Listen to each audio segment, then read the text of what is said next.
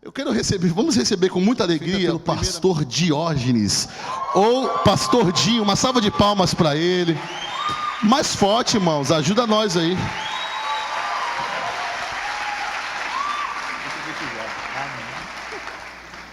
Aleluia. Aleluia. Feche seus olhos, irmãos, vamos orar antes de nós iniciarmos. Pedir para que o Senhor possa falar conosco. Deus, em nome do Senhor Jesus, ó Pai, nós estamos aqui, ó Deus, para receber da Tua palavra, Senhor. Senhor, nós estamos aqui para sermos confrontados pela Tua palavra, porque o Evangelho, ele é confronto. Deus, então, em nome do Senhor Jesus, ó Pai, que neste momento nós possamos ser impactados por aquilo que o Senhor tem para nós. Ó Deus, que nada que vai ser falado aqui venha de homens, mas que venha do Senhor, como direção para o nosso coração e para a vida que nós pretendemos ter contigo.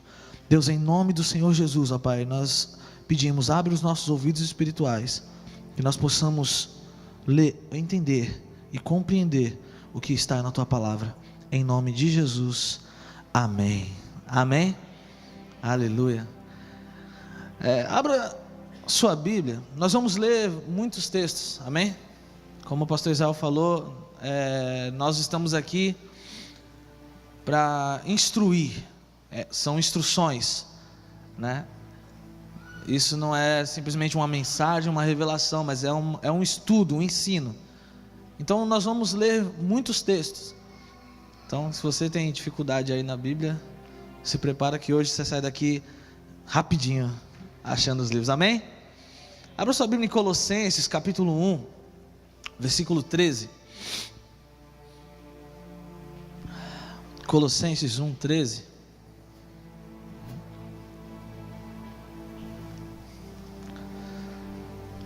Todos acharam? Diga amém. Colossenses capítulo 1, versículo 13 fala assim: pois ele nos resgatou, diga resgatou, do domínio das trevas e nos transportou, fala transportou, para o reino do seu Filho amado. Vamos falar todo mundo juntos? Diga, pois ele nos resgatou do domínio das trevas e nos transportou para o reino do seu Filho amado. Amém? Agora Romanos capítulo 6, verso 6.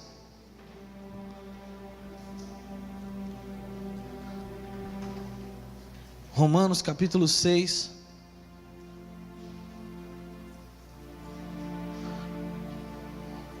versículo 6.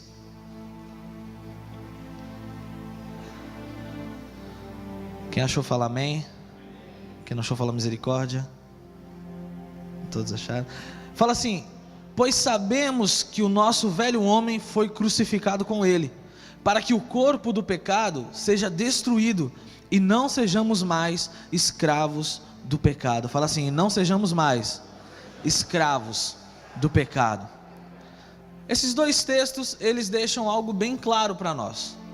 Se você parar para analisar o que eles estão falando, eles estão deixando claro que a partir do momento que nós aceitamos a Jesus, a partir do momento que nós decidimos andar com Jesus, começa uma mudança radical na nossa vida, amém?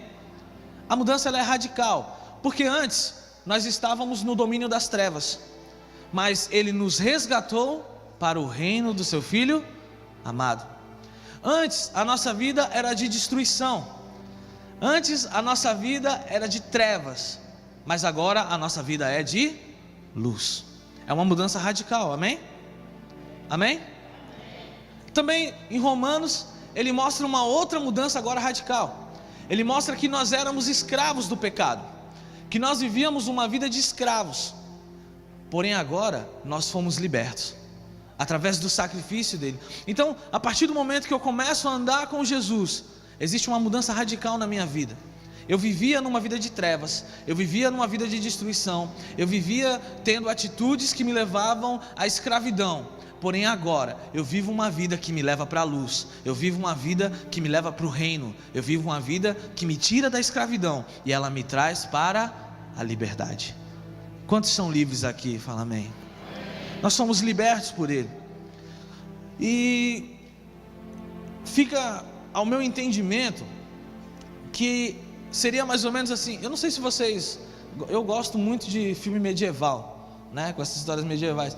Quando você assiste esse tipo de filme, você tem uma visão mais clara das coisas quando a gente fala de reino, né? Palácio, príncipe. Às vezes a gente não entende.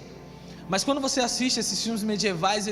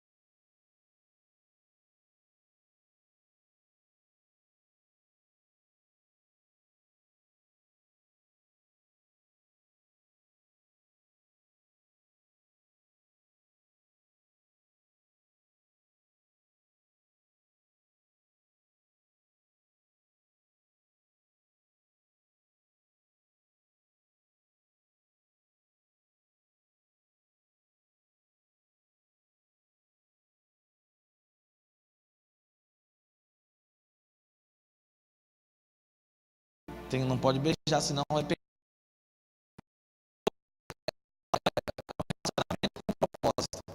Né? Corte é quando você conhece uma moça e vocês dois ficam orando para que vocês possam ter um relacionamento lá no futuro.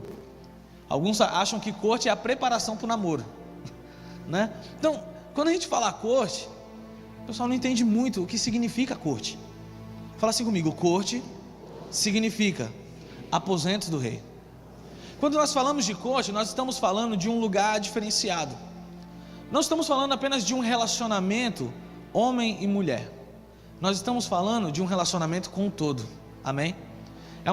Quando a corte, ela fala do seu relacionamento com Deus, ela fala do seu relacionamento com os seus amigos na igreja, ela fala do seu relacionamento com seus colegas fora da igreja, ela fala com relação ao relacionamento que você terá com aquela pessoa que poderá ou não ser o seu companheiro até que a morte separe.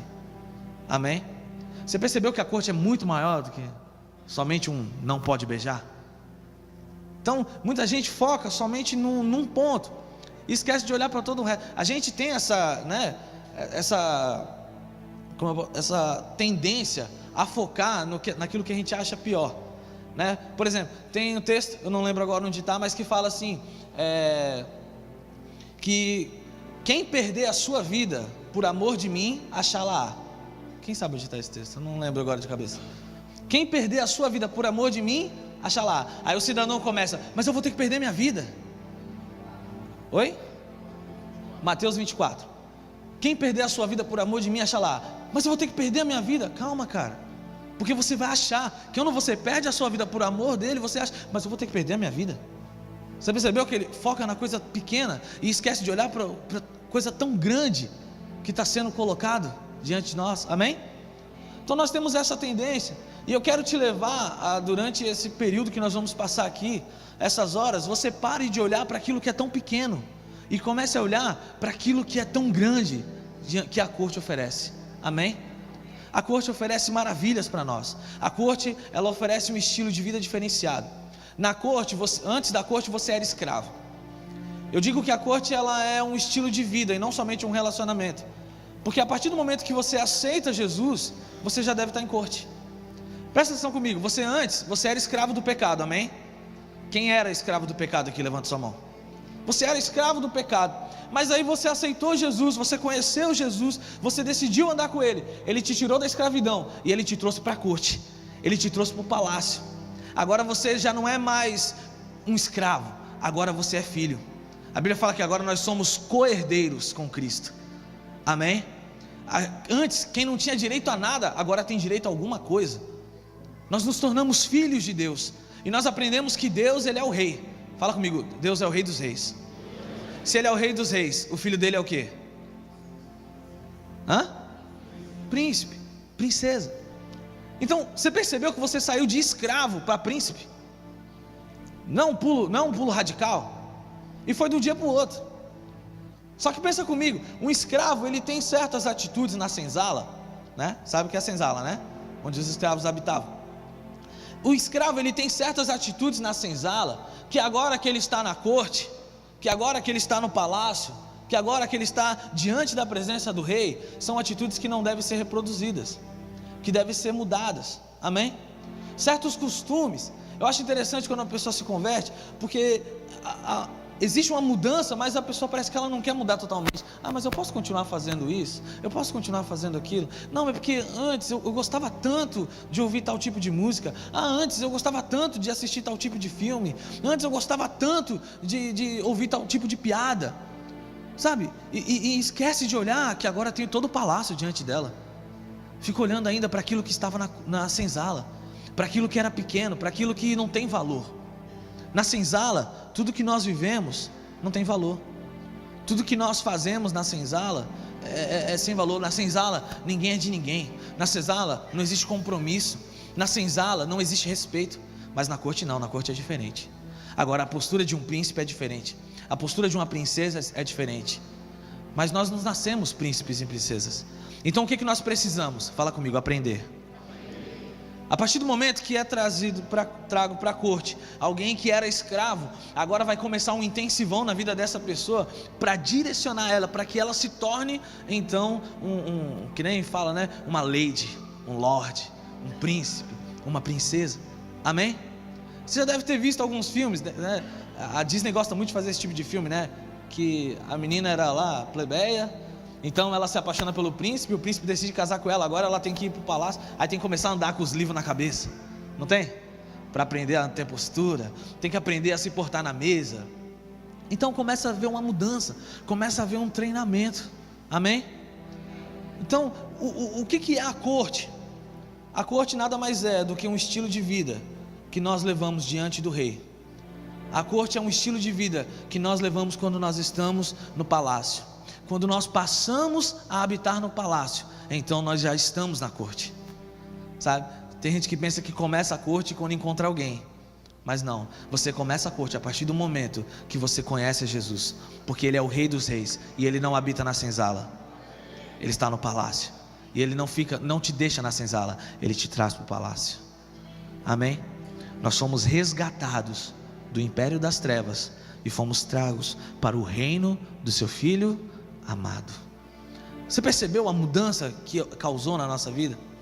É uma mudança radical, é uma mudança profunda, é uma mudança que vai bater de frente com tudo aquilo que nós vivemos até hoje.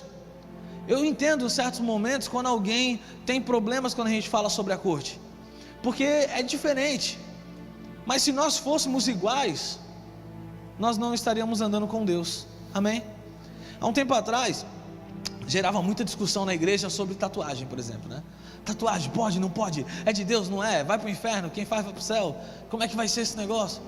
E eu estava conversando com um rapaz uma vez, e ele falou assim para mim, me diz uma coisa, como é que eu vou chegar numa roda onde todo mundo é tatuado e vou falar de Jesus para eles? Aí eu falei, não, então beleza. Então você está me afirmando que por causa da tatuagem você ganha aquela tatuadinha? Eu vou tatuar na minha testa. Porque se a estratégia de evangelismo é tatuagem, eu estou perdendo tempo falando, amém? Você percebe que você fica fissurado numa coisa que na verdade é pequeno, amém? Então é uma mudança radical que acontece. Eu preciso mudar, porque agora eu não estou mais na senzala, agora eu estou no palácio. Agora eu não vivo mais entre escravos. A minha postura não deve ser igual de um escravo. Não é, entenda uma coisa, quando você vai para o palácio, não é todo o palácio que vai se moldar ao seu estilo de vida. O rei não vai mudar a postura dele porque você está no palácio. É você que tem que se moldar ao estilo de vida que o palácio oferece, amém? Você não vai mudar a estrutura, não, eu sou radical, eu vou mudar, o palácio agora, sei lá, na senzala todo mundo anda descalço, no palácio todo mundo vai andar descalço. Isso não vai acontecer, amém? Então, quando nós falamos de corte, nós estamos falando exatamente disso, de um estilo de vida por completo. E como que é esse estilo de vida dentro da realeza? Como é que é esse estilo de vida quando nós não estamos mais na senzala? Fala assim comigo, é diferente. É um estilo de vida diferente. E ele tem que ser completamente diferente.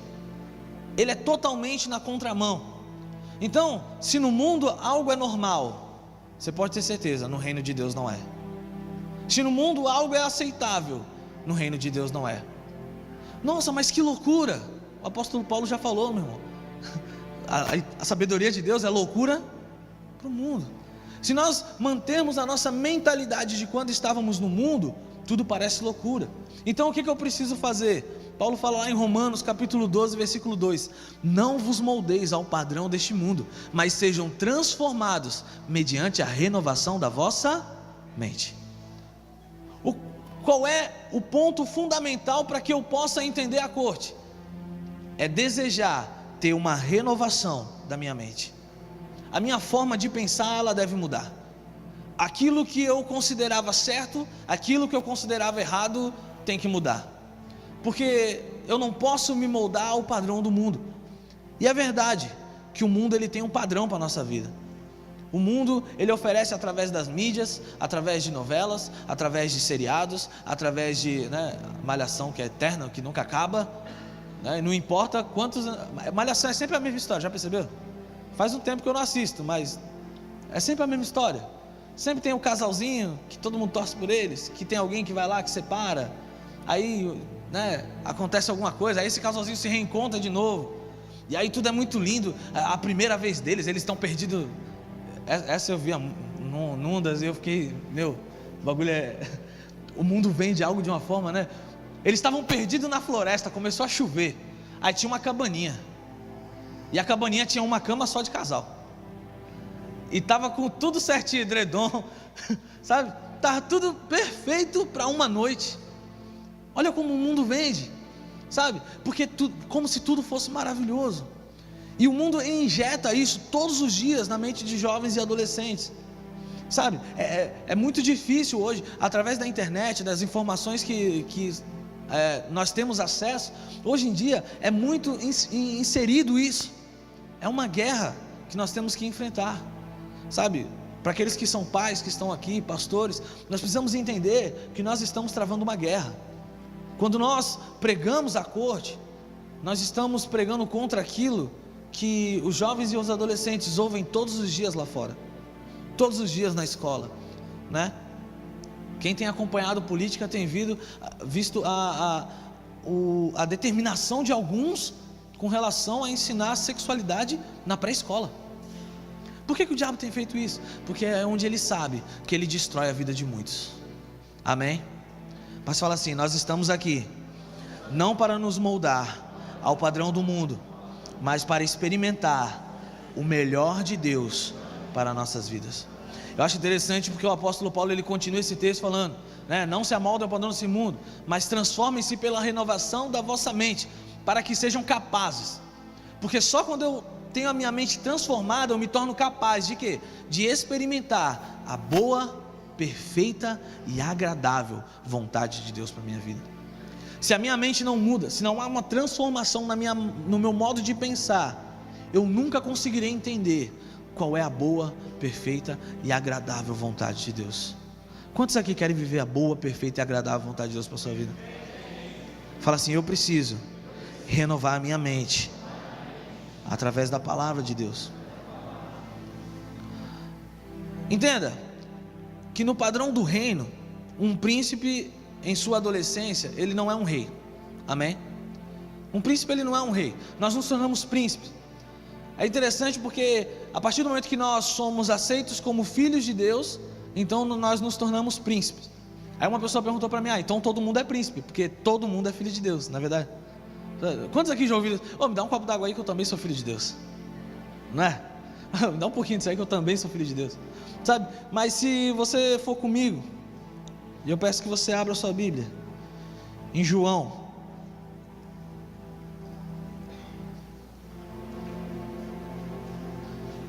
e isso precisa ficar muito claro na nossa mente. João capítulo 1, versículo 12.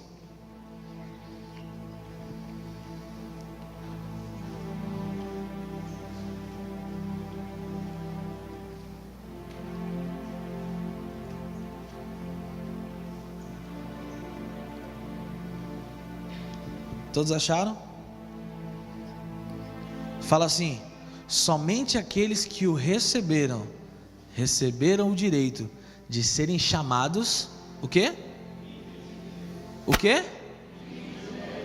Então não é todo mundo que é filho. Filho é somente aquele que recebeu, é somente aquele que aceitou. Esse se tornou filho e esse se tornou príncipe. Não é o mundo inteiro que é príncipe. Nós somos. Por quê? Porque nós vivemos na corte, nós vivemos diante do rei, nós vivemos na presença dele.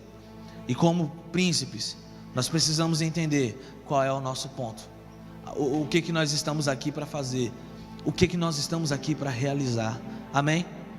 É muito interessante a vida de um príncipe. Voltando para os filmes medievais, né? Você vai ver que o rei, ele governa, e o príncipe, ele sempre está perto. Por que o príncipe sempre está perto? Toda decisão que o rei vai tomar, até mesmo quando alguém tinha que ser executado, o príncipe tinha que estar perto. Fala assim comigo: porque ele tinha que aprender qual era o estilo de vida que ele iria ter. Então, quando nós chegamos no palácio, agora como príncipes, e agora eu falo diretamente aos adolescentes, entenda que a corte é um lugar de delícias, é o lugar onde nós vivemos o melhor da nossa vida, é o lugar onde nós vamos ter o melhor casamento, o melhor emprego, os melhores amigos, é um lugar perfeito para nós. Mas o adolescente, ele não está na corte. O adolescente, ele está no hall da corte. Fala comigo: o hall da corte. O que é o hall da corte? O hall da corte é essa porta de entrada que o adolescente passa, ainda na fase como um príncipe, para aprender como ele deve viver no padrão do reino. Amém? É muito interessante que pais e pastores entendam e saibam o que é o hall da corte, porque no hall da corte o trabalho é um pouco diferente da corte.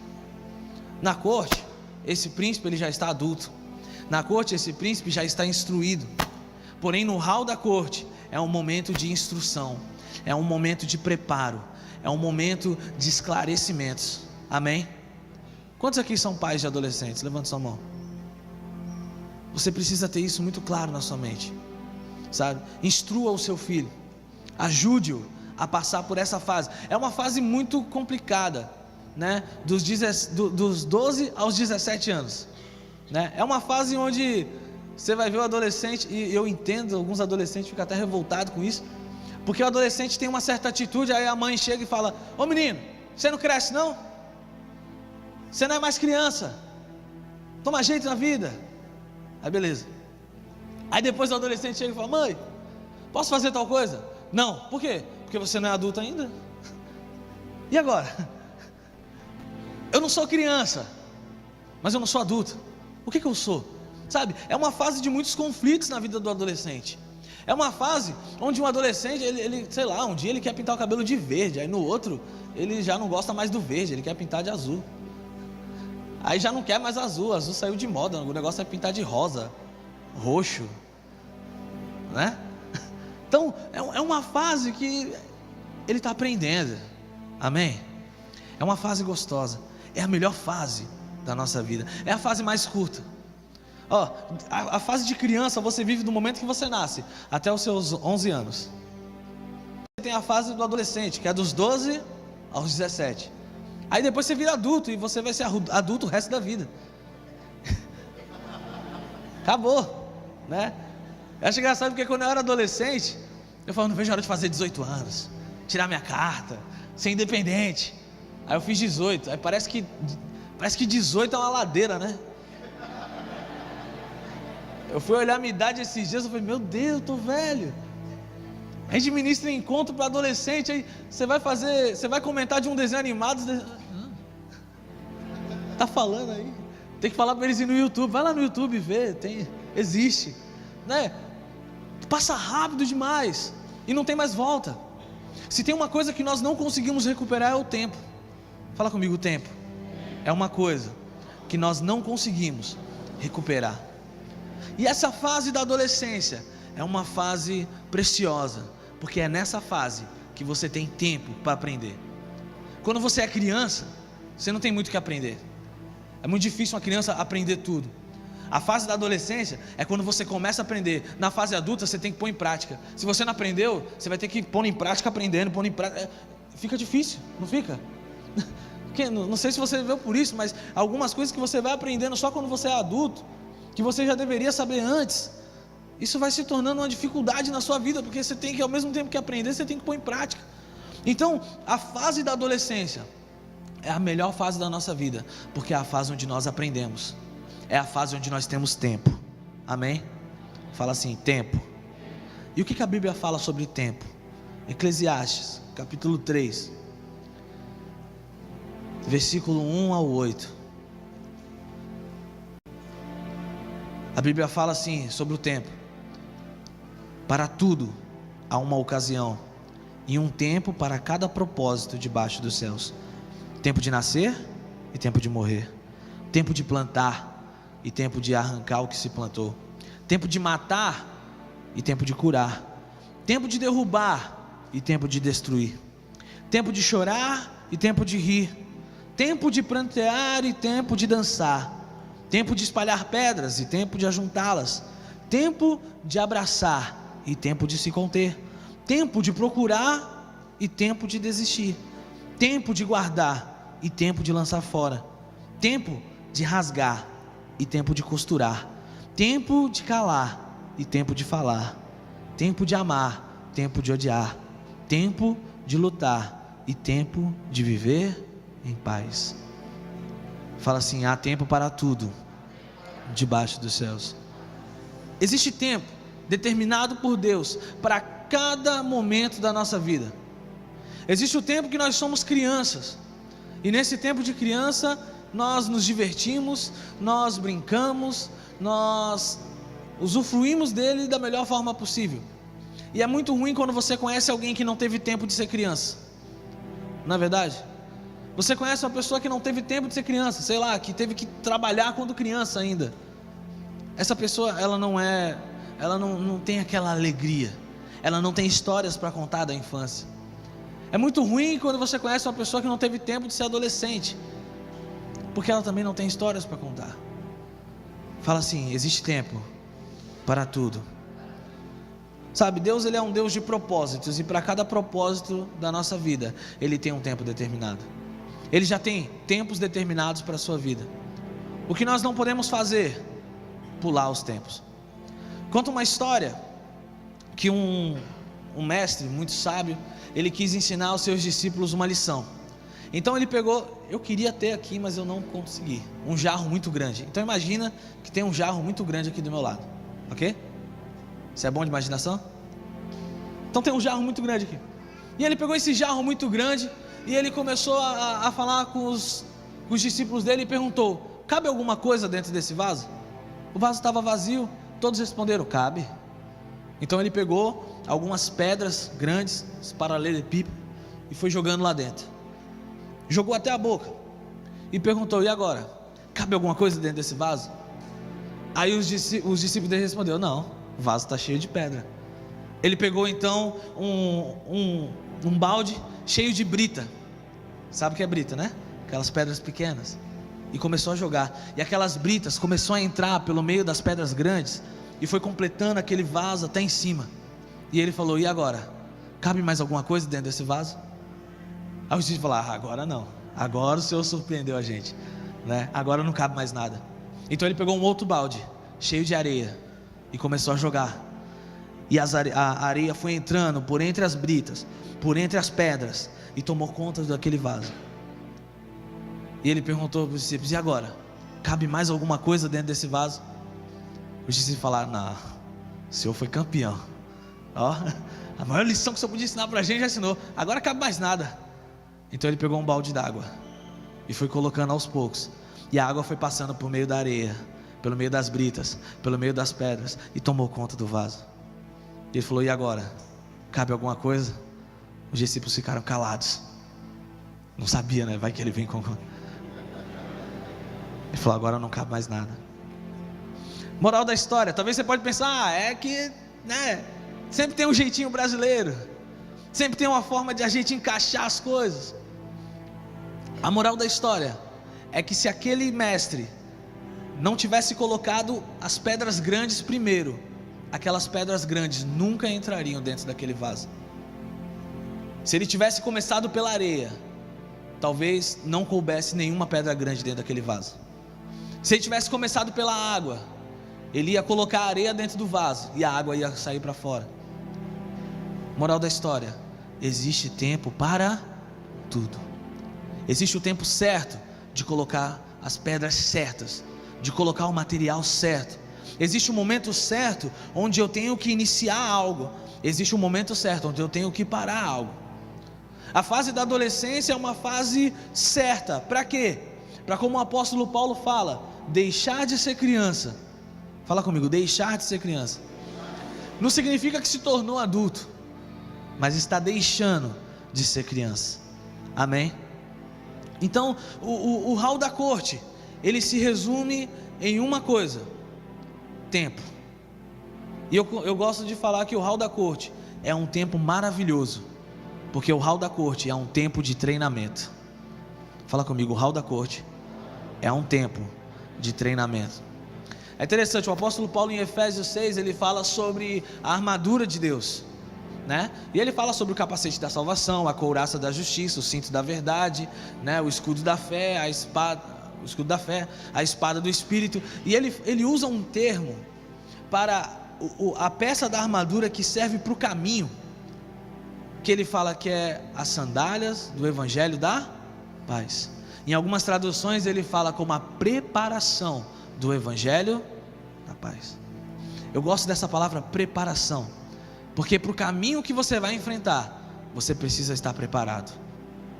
Sabe, a mensagem para os adolescentes na corte é: o caminho que você vai enfrentar na fase adulta, você precisa chegar lá preparado. Você precisa estar pronto para enfrentar os desafios que o mundo vai te propor quando você for adulto.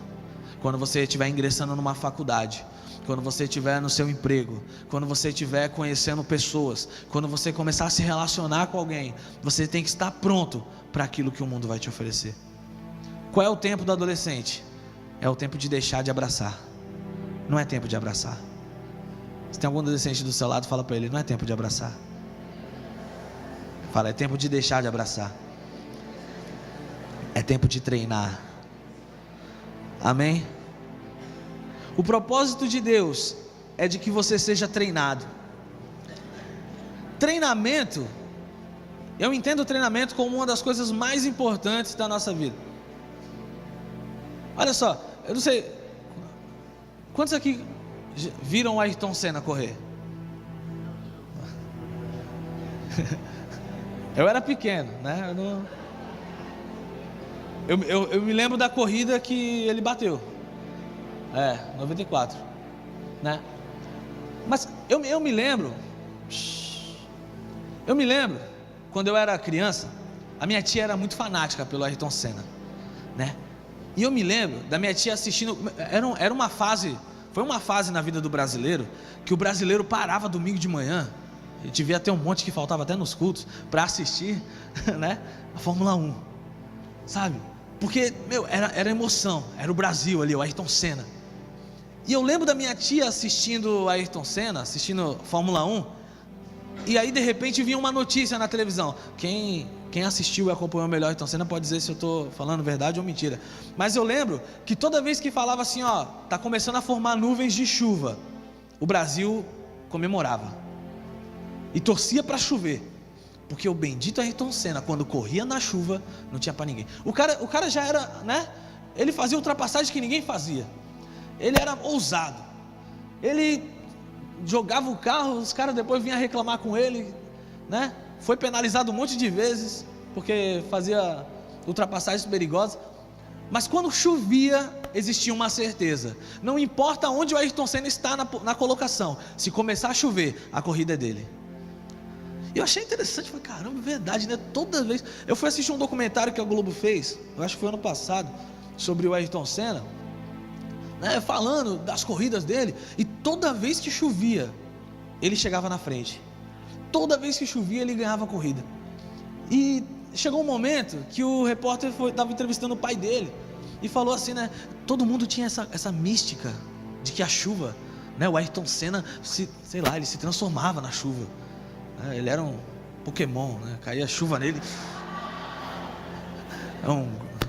né, e aí todo tinha essa mística. E aí o pai dele falou assim: não era místico não, deixa eu te contar uma história.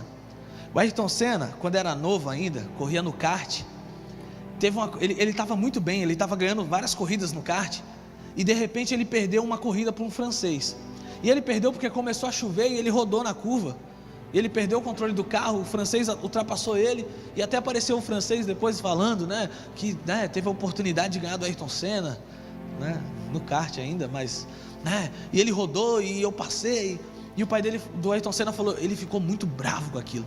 Eu nunca vi o Ayrton Senna tão nervoso com uma derrota.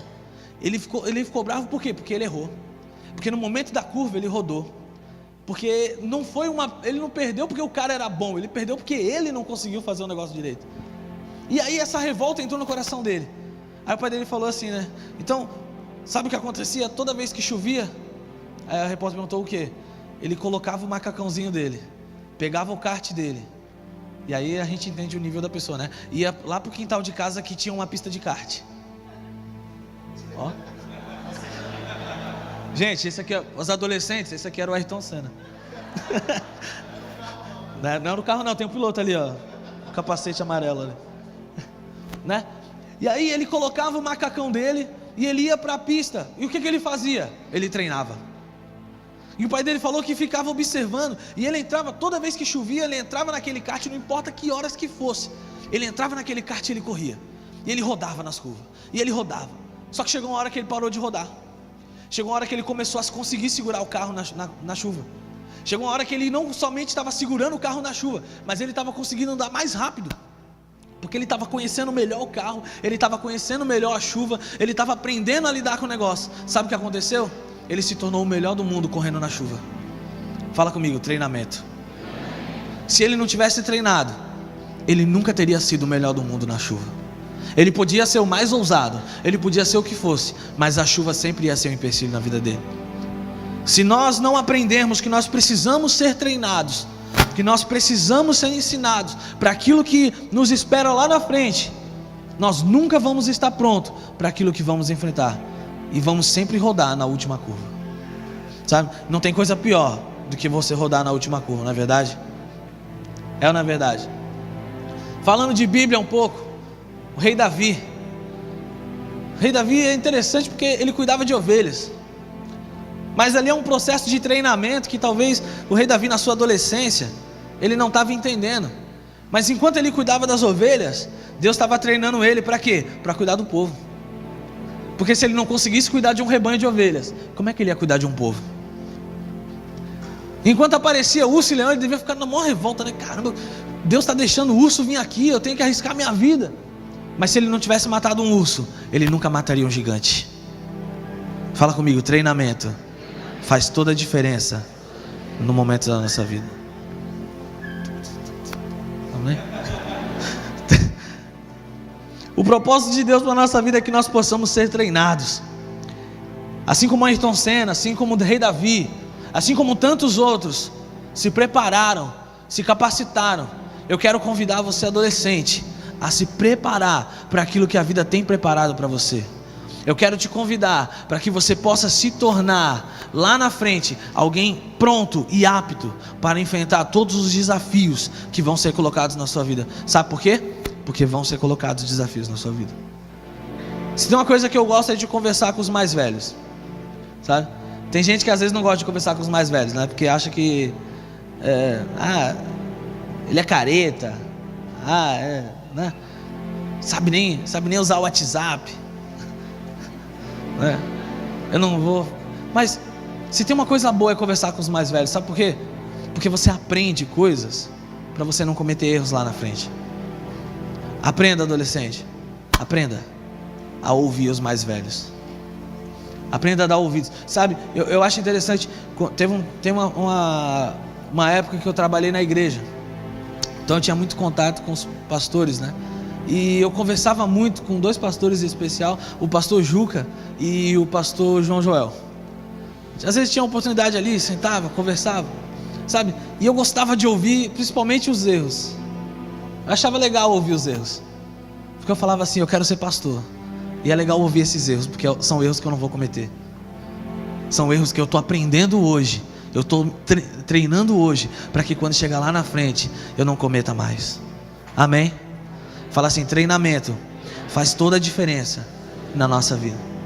Agora, treinamento para quê? O adolescente, no hall da corte, ele é treinado para a vida. Ele é treinado para uma profissão. Ele é treinado para o chamado. Ele é treinado para o casamento. Eu sei que eu falei que esse não é o momento de abraçar, mas não significa que não é o momento de aprender como se deve abraçar quando chegar a hora de abraçar. Amém? Amém? Então eu quero enumerar aqui alguns pontos dos treinamentos que essa fase da adolescência, Deus ele está propondo para você no hall da corte. E você que é pai, você que é pastor de adolescentes, saiba, você precisa levá-los a treinar em cada uma dessas áreas. Amém? Eu sei que de repente você pode falar, eu já não sou adolescente há muito tempo, né? Já não sou adolescente numa vida de adolescente, né? Já faz 15 anos que eu não sou adolescente, já, né? Mas isso aqui não é para você levar para você, mas para você levar para o seu filho, para você levar para o seu discípulo, amém? Para que você possa direcioná-lo, para que ele possa viver como um príncipe e uma princesa de Deus, amém? Então a primeira área que Deus vai treinar os adolescentes no hall da corte é para o relacionamento. Acabou de falar que não é o tempo, né? Acabou de falar que não é o tempo de relacionar. A gente tem a mente muito fechada com relação a relacionamento. A gente acha que relacionamento é eu e uma outra pessoa, né? Eu e uma moça, a menina e um rapaz. Fala comigo, relacionamento sou eu e todos os outros que me cercam, sabe? É na fase da adolescência que você vai aprender a se relacionar com as pessoas. É na fase da adolescência que você vai aprender a tratar bem as pessoas, a respeitar as pessoas, sabe? É na sua família que você vai aprender a ter respeito pela autoridade. É na sua escola que você vai aprender a se relacionar com o seu colega que não é da igreja, sabe? Para que você não seja igual a ele, mas para que você possa ser referência para ele, para que ele venha para a igreja através do seu testemunho, sabe? É na adolescência que você vai aprender a se relacionar com os seus amigos. E deixa eu falar uma coisa para você: amigos é aqui dentro da igreja. Amigo é aquele que te direciona junto no caminho do Senhor. Lá no mundo são colegas. Colega é aquele que você conhece, que você até convive, mas ele não dita um ritmo na sua vida. Amém? A gente precisa aprender a separar isso. Por que eu tenho meus amigos? Quem são meus amigos? Meus amigos são aqueles que eu convivo. É aqueles que eu saio, é aqueles que eu ando, é aqueles que eu vou para cima e para baixo, é aqueles que eu durmo na casa deles, é aqueles que dormem na minha casa. Quem são meus colegas? São aqueles que eu falo do Senhor, são aqueles que eu evangelizo, são aqueles que eu prego para eles e eu trago eles para se tornarem meus amigos. Amém? Nós precisamos separar isso, precisamos entender. Então Deus ele vai trabalhar muito na adolescência a área de relacionamentos, e nós precisamos em cada área, na família, na igreja, na escola, nós precisamos entender qual o nível de relacionamento eu estou tendo ali. E é na adolescência que nós aprendemos isso. Amém? Segundo, Deus ele vai te treinar para o casamento. Mas caramba, que insistência. Fala que não é para casar, fala que não é o tempo de abraçar, fala que não é, mas aí vai me treinar para o casamento como? Sabe, como é que eu posso ser treinado para o casamento se eu não posso namorar? Já viu adolescente fazer essa pergunta para mim? Falou que vai treinar para o casamento, mas eu não posso namorar. Fala assim comigo, na família eu aprendo a viver em família, porque alguém que não sabe viver em família, ele não está pronto para começar uma. Sabe? É na adolescência que você vai aprender a desfrutar momentos com seus pais. É na adolescência que você vai aprender a conviver em família. É na adolescência que você vai aprender a dividir aquilo que você tem com a sua família. Viver em família vai muito além de ir para casa e dormir, viu?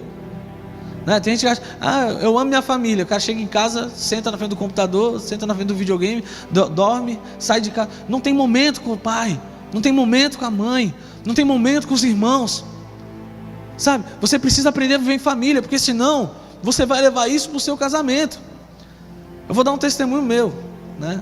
Minha esposa sofreu muito, por quê? Porque o meu relacionamento na minha família era exatamente esse. Eu chegava em casa e ia para o meu quarto, que não era um quarto, era um guarda-roupa que dividia a sala, né? Eu ia para o meu quarto e ficava lá, e tinha um computador, colocava filme para assistir, dormia, acordava, ia trabalhar, voltava, ligava o computador. Minha vida era só essa. Aí eu casei com uma pessoa que, quando chegava em casa, ela sentava com a mãe dela e contava detalhe por detalhe como é que foi o dia, mas detalhe por detalhe mesmo.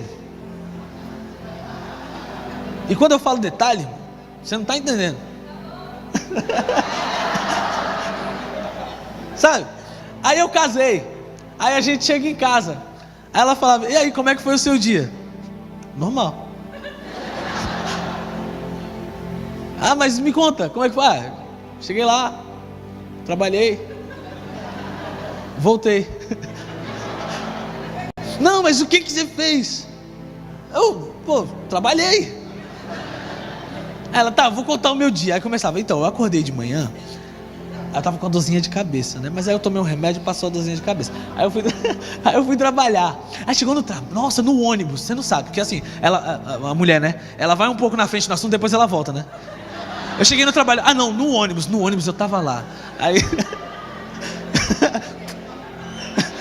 no ônibus eu tava lá. Aí aconteceu isso e aquilo. Aí cheguei no trabalho, oi? Aí aconteceu isso e aquilo. Aí contava o dia todo e eu tava lá tipo, caramba, eu não tô acostumado com isso. Que saco. Meu, deixa eu chegar aí pro meu quarto, só que o meu quarto é quarto dela também. Mudou a minha vida. Eu não fui treinado para isso. Eu tive que aprender e fazer, e até hoje eu tô aprendendo ainda. Mas você está percebendo que treinamento faz muita diferença? Então eu sou treinado para o casamento antes de casar, antes de me relacionar com alguém, antes de estar trocando olhares. Eu já estou sendo treinado para o casamento, dentro da minha família, porque é ali que eu vou aprender a viver em família. Sabe, tem muito adolescente que chega para mim e fala assim: meu pai está sendo usado pelo diabo, né? Já joga pro diabo, né? E meu pai não quer que eu venha para a igreja. Por quê? Eu estava vindo para a igreja, meu pai falou: tu não quer levar a cama, guarda-roupa, né? Não quer se mudar para a igreja? Aí falou: tá, sabe o que é isso? É o diabo. Eu falei: não, sabe o que é às vezes isso? É que você não está dando atenção para o seu pai. Você é muito bom em vir para a igreja, você vem para a vigília, você vem para a conferência, você vem para o culto, você vem para tudo. E como é que está o seu tempo lá com o seu pai? Não, mas não tem tempo. Aí eu dei uma instrução, eu vou dar essa dica para vocês, adolescentes, tá? Você vai trazer seu pai para a igreja com essa dica. Se você aplicar direitinho, pega domingo todo mundo está em casa, né? Aí no momento do almoço, fala: pai, você quer ser treinado para o casamento? Sim ou não? Sim. Então chegar na hora do almoço: pai, mãe, vamos sentar para almoçar junto? Mas lá em casa ninguém senta. Mas eu quero que sente junto hoje.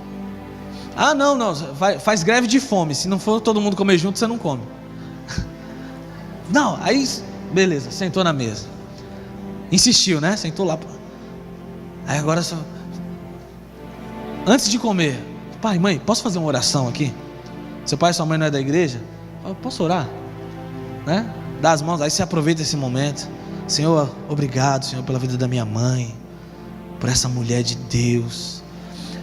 Obrigado por abençoar as mãos dela para fazer essa comida maravilhosa, porque comida de mãe é sempre gostosa, né? Essa comida maravilhosa. Obrigado, Senhor, pela vida do meu pai, por ter dado força para ele, para ir trabalhar com suor, para colocar comida nessa mesa.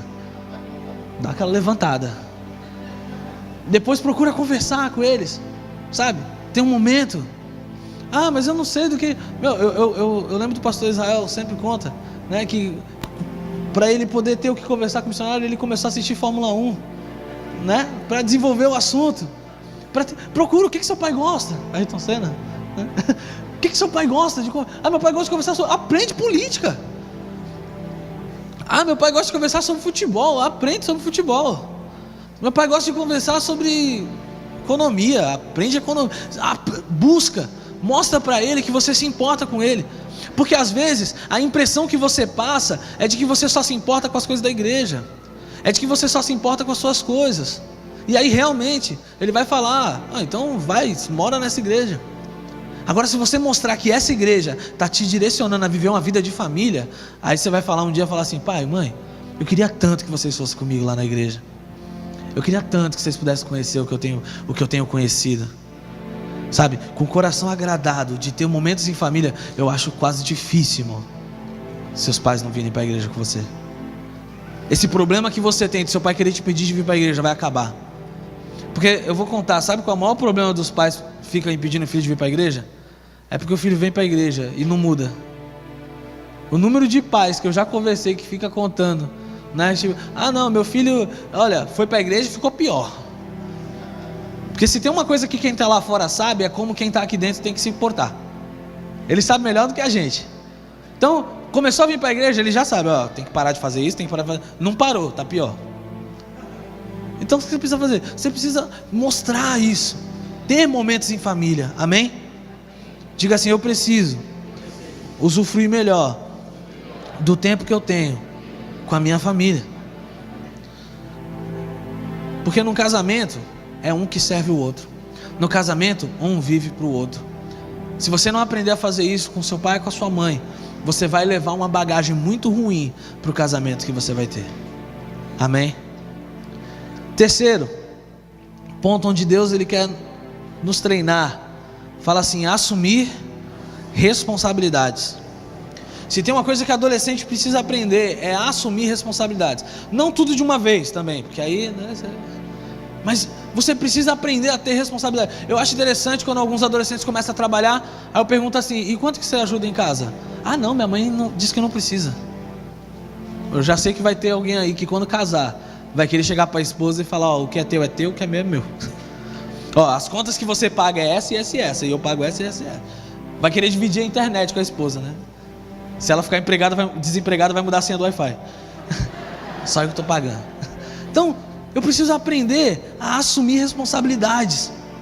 Como o apóstolo Paulo fala em 1 Coríntios 13, versículo 11: deixar de ser menino. Fala comigo: deixar de ser menino. O número de adolescentes chega para mim falando assim: pastor, meu pai ele não me dá uma liberdade, meu pai e minha mãe não confiam em mim. Sabe por que não confia? Porque você não tem responsabilidade. Porque no momento que você tiver responsabilidade, ele vai liberar. Sabe, se você quer o preço, se você quer a liberdade, você tem que pagar o preço da maturidade. Fala comigo: quem quer liberdade tem que pagar o preço da maturidade.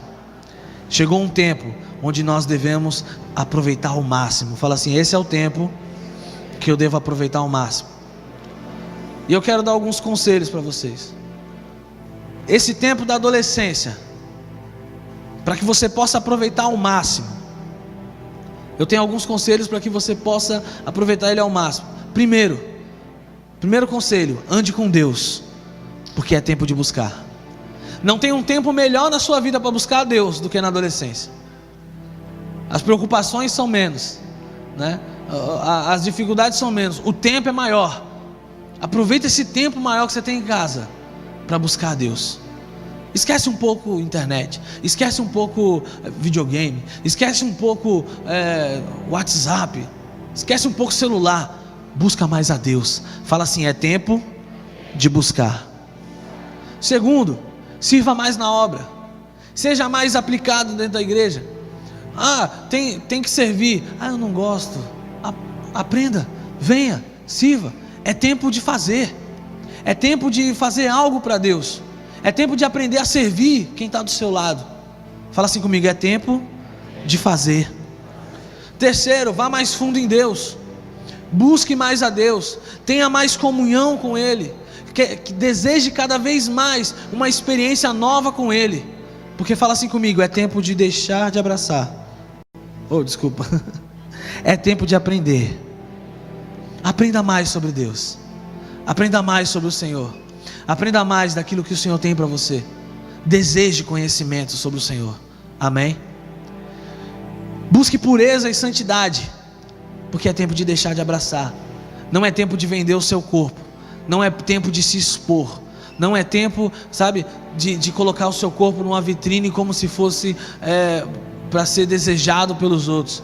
É tempo de viver em santidade. Fala comigo, é tempo de viver em santidade.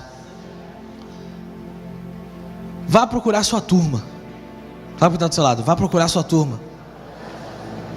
Sabe, tenha momentos com amigos, não em grupos de WhatsApp. Eu sei que é legal os grupos, né? Eu estou em vários lá. É muito legal, mas tenha momento com pessoas, sabe? É tempo de diversão.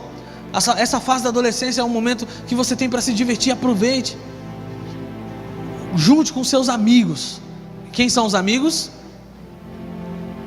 Quem são os amigos? Da igreja.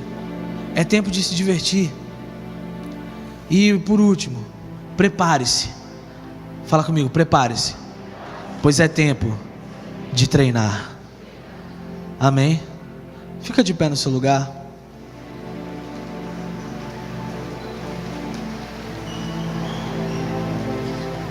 Eu quero te fazer um convite agora. Um convite para que você possa se consagrar ao Senhor. Um convite para que você possa decidir ser fiel a Ele, ao tempo dEle. Que você possa viver como base o hall da corte, para que você possa assumir um reinado. Eu quero te convidar a viver como um príncipe, como uma princesa do Senhor. Amém?